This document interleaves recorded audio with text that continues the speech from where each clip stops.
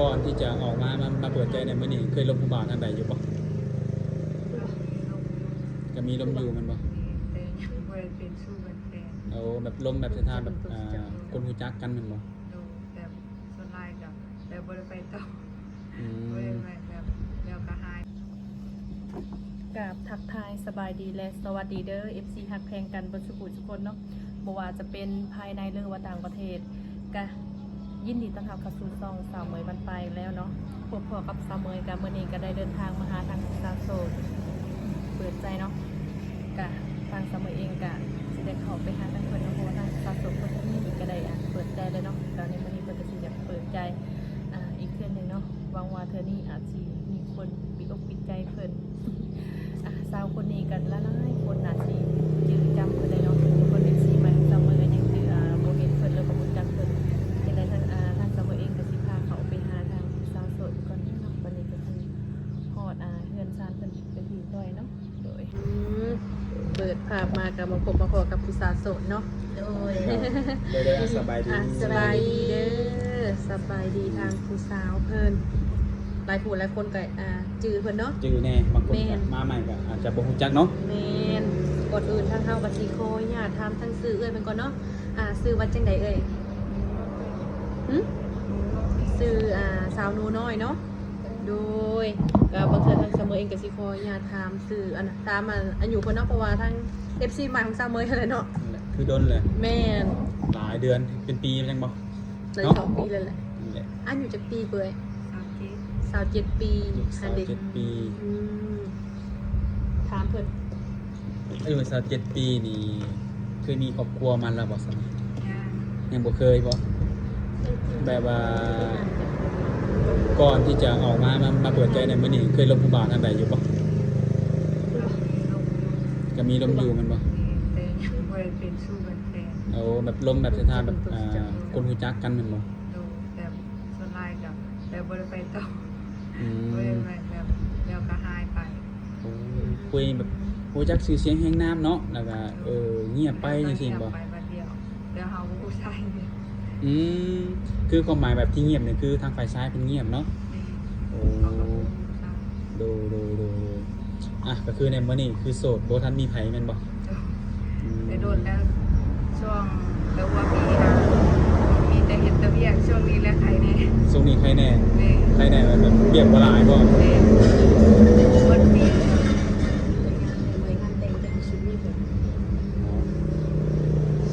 แต่ว่าในมื้อนี้นี่คือมาเปิดใจนี่คือแบบเป็นไดพร้อมที่จะมีคู่บ่หรือพร้อมที่จะสร้างเลยบ่นี่นะ แม่พ่อแต่ พร้อมแต่โดนแล้ว แต่บ่มีแฟนมามัก โอ้เอาก็คือเนาะทุกคนเนาะเพิ่นเปิดใจนี่คือเพิ่นอยากสร้างครอบครัวเนาะอยากมีคู่คือพร้อมเสมอเพิ่นน่ะยังขาดแต่ทางฝ่ายซ้ายซะเนาะยังบ่มีคนพร้อมเนาะยังบ่มีคนที่แบบเข้ามาแล้วจริงจังกับเฮาเนาะอืมโดยฮะถ้าเกิดว่าสาวน้อยแบบแบบอยากสร้างครอบครัวสิเนาะอยากมีคู่สินะต้องการอายุจักปีของฝ่ายผู้ชายนะ บ่จำกัดอายุแต่อยากให้อายุหลายอยากได้แบบผู้ใหญ่ก่อน โอ้เอาง่ายๆคืออายุหลายกว่าเฮาขึ้นไปดีกว่าเนาะเป็นให้ได้คือว่าอยากได้แบบลมผู้ใหญ่กว่านี่ ฮัลโหล รู้สึกแบบนั้นโอเคกว่า โอเคกว่าแบบ ขนาดอายุน้อยเพิ่นแบบล้านกับสวรรค์ล้านเนี่ยบ่มากกว่านั้น เอาง่ายๆคือถ้าอายุรุ่นเฮานี่ก็มากันรุ่นเดียวกับหลานเฮาแม่นบ่โอ้ก็เลยอายุใหญ่กว่าก็เพิ่นก็สิน่าสิเป็นผู้ใหญ่กว่าเนาะหรือว่าอาจจะเข้ามาแล้วเป็นผู้นำให้เฮาได้เนาะ สบายใจกว่า โอ้แต่ต้องจำกัดอยู่บ่ว่าเป็นคนลาวคนไทยหรือคนต่างแดนจังซี่หั่นนะ บ่จำกัด บ่จำกัดแม่นบ่ทางใดก็ได้เนาะ ซื้อมากิน โอ้ดูคือมีความพร้อมที่จะมีครอบครัวอยู่แล้วเนาะและสาวน้อยเนี่ยแบบคนที่จะเข้ามาแบบมาเป็นครูหรือมาสร้างมาสากับสาวน้อยนี่สาวน้อยมักคนแบบใดต้องการคนนิสัยแบบใดเนี่ย นิสัยดี ใส่ข้อใส่ เป็นคนนิสัยดี จิตใจดี โอ้ เราแล้วสบายใจ คนดีจิตใจดีหน้าตาต้องดีนำบ่ ประมาณนั้น บ่ปานใดเนาะหน้าตาบ่ปานใดจำใดก็ได้พุ่นน่ะแต่หลักคือเขาแหละนิสัยดีแบบคุยกับเฮาแล้วได้เฮามีความสุขเนาะ เข้าใจกันสิกันและกันนั่นแหละโอ้ดู ก็บ่ได้จำกัดหลายๆเด้นี่เนาะจำกัดแต่คนดี คือหลายๆผู้หญิงเนาะบ่ผู้หญิงหรือผู้ชายก็ต้องการคนดีเนาะการที่จะมาสร้างครอบครัวนำกันนี่แหละอย่างเช่นแบบสาวน้อยยังบ่เคยมีครอบครัวเนาะแล้วก็ยังบ่เคยแบบว่าคบหาเป็นแฟนแม่นบ่ถ้าเกิดแบบคนที่เข้ามานี่จริงจังและฮักจริงบางแต่งแล้วแต่ว่าเพิ่นนี่อาจจะเคยมีลูกมีเมียหรืออาจจะมีลูกติดจังซี่นะ โมเป็นหยังแบบครอบครัวก็หักได้เปิดกว้างคอแต่รู้มักหักแพงกันเป็นครอบเป็นครัวพ่อแม่เปิดกับเปิดกว้างบ่ได้จำกัดปานใด โอ้คือในส่วนนี้ก็บ่มีปัญหาเนาะ แม่ ถ้าเกิดว่าไฟซ้ายเพิ่นอาจจะมีลูกติดเนาะก็ให้เพิ่นคุยกับลูกเพิ่นเนาะว่าแบบว่ายกตัวอย่างแบบพ่อนี่จะลงกับผู้สาวคนนี้ลูกอนุญาตบ่ลูกเห็นดีนำบ่เนาะโอ้เด้อทางสาวน้อยเพิ่นก็บ่มีปัญหาเอาง่ายคือทางนี้บ่มีปัญหาเนาะสเปคมีบ่สเปคมักผู้ชายแบบมักอีหลีนะแบบเห็นและมักนี่นะครับสเปคสาวน้อยมีบ่ ส่วนอะไรมักในใจอะไรก็ เอานิสัยอย่างเดียวบ่โอ้ ร่างหน้าตาบ่ปานใด ร่างหน้าตาส่วนสูงส่วนต่ำนี่บ่ปานใดแม่นบ่สำคัญคือที่นิสัยแล้วก็อายุใหญ่กว่าเฮาเนาะดูก็คืออันทางสาวหนูน้อยแบบอยู่เฮือนประจำแม่นบ่นี่มีงานประจำอยู่เฮือนนี่เนาะ แม่ไม่ได้ออกมาใช้เลย บ่ได้ออกไปใช้เลย ช่วงงานกับเวียกก็บ่ได้ออก โอ้ ช่วงงานก็คือช่วงเวียก ก็เลยบ่ได้ออกไปใช้เลย บ่ได้เข้าออกไปใช้ ดูแล้วแบบนี้เนี่ยก็สิพอมีเวลาลมผู้บ่าวมีบ่ เวลาคณะเสร็จมัน มีช่วงนี้ มีบ่ช่วงนี้ เมื่อปีเลยดิ โอ้ หมดเวลาพักผ่อนแล้วช่วงเนี้ย คือช่วงนี้คือแบบพอมีเวลาพักผ่อนแน่แม่นบ่ เฮ็ดเรียกว่าเมื่อปีแต่ก็หาก็สิได้อันเบาบางช่วงนี้แหละ โอ้ แบบเบาบาง นะก็จะมีเวลาอบรมผู้บ่าวหรือว่ามีเวลาศึกษาเบิ่งกันละกันในช่วงนี้แหละเนาะ เรียกโบราณปานนั้น และช่วงในที่แบบยุ่งงานที่สุดแบบบ่ค่อยมีเวลานี่นะ ช่วงมีงานแต่ง งานแต่ง ไปเอางาน มีคันโชว์ ช่วงงานแต่งก็หลายคือลูกค้าบางคนก็จนบ่กล้ามาได้มาช่วงนี้เขาว่าช่วงงานหลายเพิ่นบ่กล้ามา เกินยันเฮ็ดนำบ่ทันบ่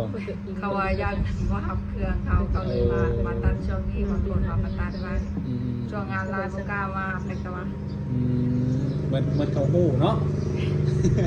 เหมือนเขาฮู้เหมือนเขาเคยมาตัดนี่สิว่าซั่นเราแบบลูกค้าประจำสิฮู้ได้นี่โอ้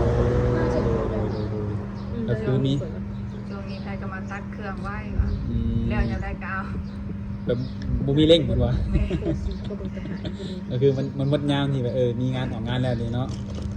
มีแต่ยามลงนาได้เลยเนาะดูแต่ถ้าเกิดแบบสาวน้อยเนี่ยมีงานประจำอยู่เฮือนใช่เนาะ เป็นเงินขาวอยู่ ถ้าเกิดว่ามื้อใดมื้อนึงสมหวังกับความหักเนี่ยนะได้สร้างครอบครัวใช่นะรูปแบบว่า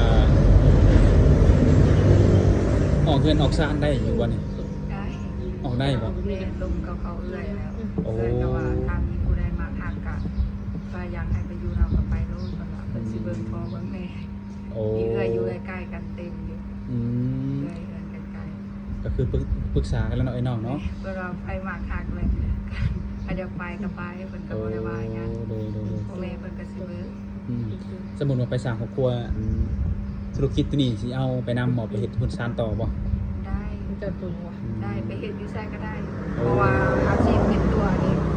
แล้วเฮาเบิ่งรูปแล้วเฮาสามารถตัดออกมาตามแบบนั้นเลยเด้เพราะเฮาไปอยู่ไสก็ได้ เป็นตะมุกดีเนาะ พอแต่ว่าแบบมาว่าอยากได้แบบนี้เฮาก็ตัดตามนั้นเลยทุกมื้อนี้ก็ตัดแบบนั้นลูกค้าเอาแบบมาให้เบิ่ง โอ้ เอาโทรศัพท์มาให้เบิ่งเฮาก็ตัดออกตามนั้นเลย อืม แต่เขาสร้างว่าอยากได้แบบใด สั่งมาคือแบบมีครูไปเบิ่งก็เฮ็ดให้ได้หมดแม่นบ่ แม่ โอ้ ไปอยู่ไสก็ได้ มัน ไปอยู่บนไม้เฮาก็เรียนรู้อีก นี่แบบนึงบ่ เรียนรู้เอาเฮามีพื้นฐานอยู่แล้วเด้ ดูโอ้มันก็เอาง่ายๆคือสิมีครูไว้ดอกทุกคนเนาะหนึ่งมาเพิ่นนี่บ่ได้จำกัดหยังหลายสองมานี่เพิ่นก็สามารถไปอยู่นํได้เนาะหรือว่าทางฝ่ายชายสะดวกอยากมาอยู่พี่ก็มาได้มันอยู่ได้แม่นบ่แห่งดีเนาะเฮาสิได้อยู่นำพ่อนำแม่เฮาเนาะอันนี้ถามเพื่อไว้เนาะมาอยากได้แบบไปอยู่เรือนอยู่ซานนำหั่นแหละ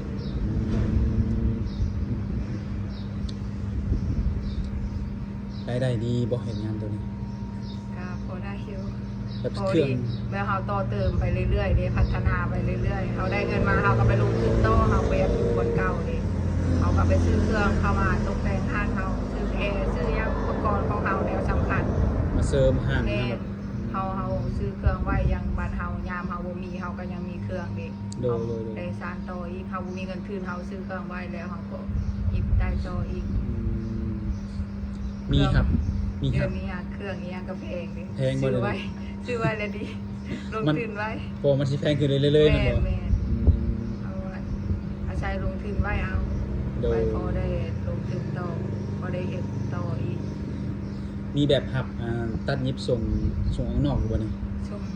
ส่ เพิ่ ง น บ่ ติดต่อมาตลอดแต่ว่าพี่น้องเพิ่นอยู่ต่างประเทศเพิ่นก็มาหาเด้เพราะว่าเพิ่นเบิ่งในผลงานเด้ว่าเคยตัด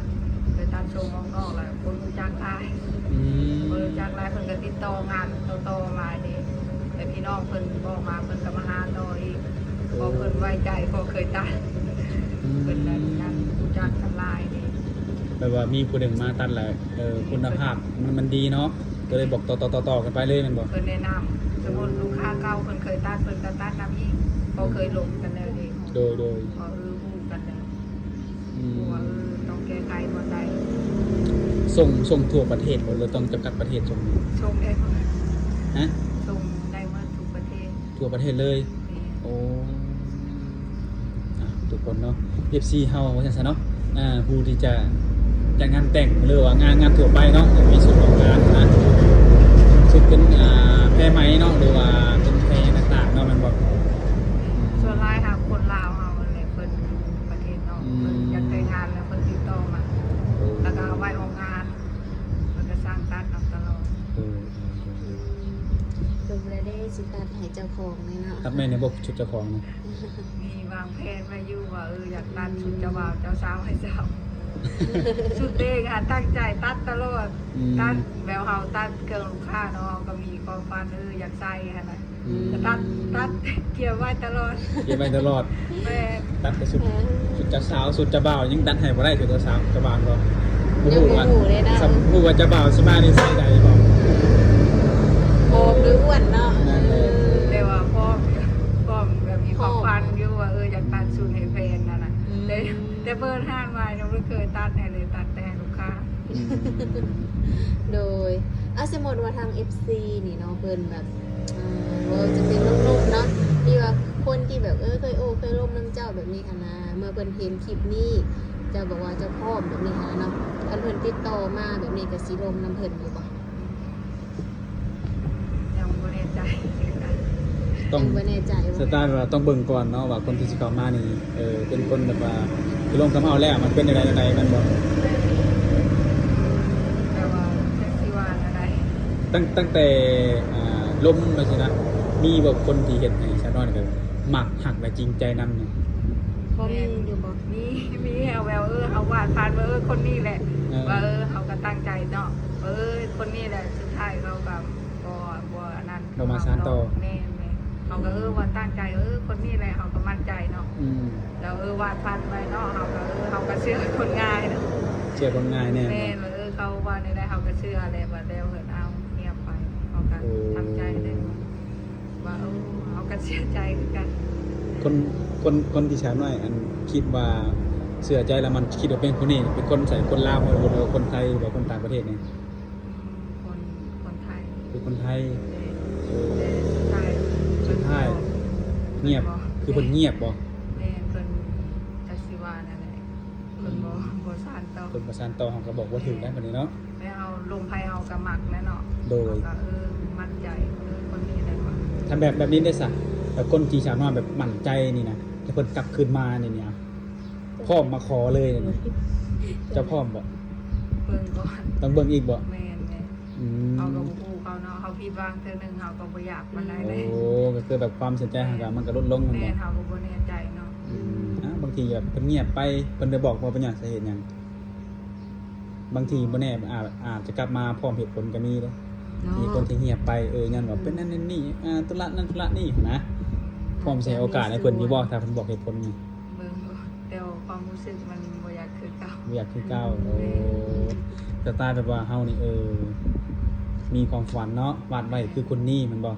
คือความเฮาเสียใจเต็มร้อยแล้วเนาะ แม่เสียใจไปพักนึงเลยนะ อืม คนทำ โดย จะเป็นคนจริงจังกับชีวิตแฮง โอ้ คนจริงจังแฮง โดยจังไดก็รุ่นเนาเนาะผู้ที่สิกลับคืนมาก็ลองแต่ว่าทักมาได้บ่ทักมาลมได้บ่ ได้ ทักมาคุยเบิ่งได้เนาะว่าสิสานต่อได้บ่เหตุผลเจ้าเพียงพอบ่เนาะในการที่เฮาจะคุยกันต่อสินะโดยก็คือในมื้อนี้ในการเปิดอกเปิดใจนี่มันต้องมีทางการติดต่อเนาะแต่สาวน้อยมีหยังแน่ชี้แจงให้หนุ่มๆแบบใบลมกันเนี่ย มีเฟซกับไลน์ มีเฟซกับไลน์เนาะ แม่ มี2อย่างวันแนบบ่ได้ลิงบ่โอ้มี2อย่างอยู่เนาะ ตะกี้หาลินแต่เฟซ ตะกี้อินเทอร์เฟซ ไลน์หากระตั้ง ทางก็ตั้งมาคือ FC โดยเฉพาะ หากระตั้งกะลินยังบ่เป็นซะ แบบยังบ่ถนัดเนาะ แม่สไลน์ลินแต่เฟซมันสะดวกดี โดย เดี๋ยวเขาติดต่อลูกค้าเนาะ อืม เดี๋ยวเขาลงผลงานเขาก็เห็นเลยนะ แบบว่าเฮายังแบบพอมีลูกค้าเลยเนาะบางทีเพิ่นอาจจะเข้ามาแบบบ่แม่นด้วยความฮักเลยก็อยากสนับสนุนเนาะหรืออยากอุดหนุนเนาะ แม่ FC เฮาทางไกลหรือว่าอยู่ฝั่งไทยนะอยากอุดหนุนหรือว่าอยากลองฝีมือซะหน่อยจะผ่านโปรบ่ลองมาอุดหนุนได้เนาะสักสุด2สุดทุกคนเนาะคือว่าอยากบ่มั่นใจในการสั่งก็มาสั่งในอยู่เพื่อนนี่ได้บ่มาเบิ่งตัวจริงได้นี่ แทกนะ ได้เนาะ ถ้านั่นก็โทรมาโซนแทกได้แทกบ่เป็น อืม ฝากนุ่นเนี่ยเด้อ ดูฝากนะทุกคนเนาะถ้าว่าอยากหมักหางก็ได้ไปคือไปคิงก็ลองมาโอ้มาลมกันแหละทุกคนเนาะแต่มันก็คือสิเป็นไปบ่ได้ดอกที่ว่าเห็นแล้วสิมาขอเลยนี่บ่ได้ดอกเนาะทุกอย่างมันก็ต้องใช้เวลาเนาะต้องคุยกันศึกษาเหมือนกันสิเข้าใจกันบ่ในแต่ละเรื่องนั่นแหละดูก็คือสิบ่มีหยังหลายแล้วทุกคนหรือว่าทางที่งานมีหยังสิถามเพิ่มเติมบ่ แต่ทางสาวหน่อยสะดวกคุยโทรศัพท์ไม่ได้หลายสั่ง ลงได้ตลอดเพราะว่าเฮ็ดเวียกนำกันเปิดโทรศัพท์ฟังมักฟังนิทานดิแต่มักฟังเสียงกันนะแต่พังเสียงค่ะพังได้แต่เอามือเขาเฮ็ดเวียกดิมักเปิดนั่นเปิดมีฟังอ โด ยู่ ยโดย แต่เขาเว้าได้ดิเว้าได้มือเขาเฮ็ดเวียก โดยแบบว่าภาษาใต้แบบผู้บ่าวอยากล่มเนาะในช่วงเป็นเฮ็ดงานนี่ต้องมีคือมีแต่โทรมันบ่ต้องโทรเนาะ ก็ตอนแชทก็ได้อยู่ ยันว่ายันมุ้งบ่ว่ายันว่า เขาเวียกอิสระเด้เรียกเราบ่ได้แบบอยู่ห้องล่างของการเขาอยู่เรือน เนาะ แบบ โดย พอเป็นนายตัวเอง แม่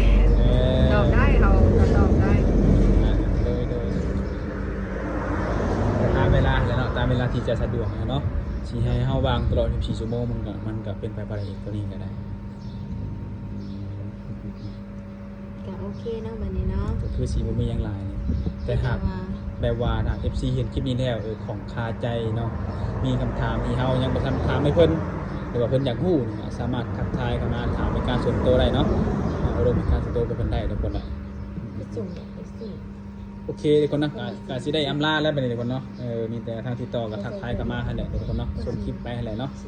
อบรมกันน้องเบิ่งกับมื้อนี้ก็สิได้ขอตัวพักก่อนได้วันนี้เด้อโดยสบายดี โดยสบายดี โดยสบายดี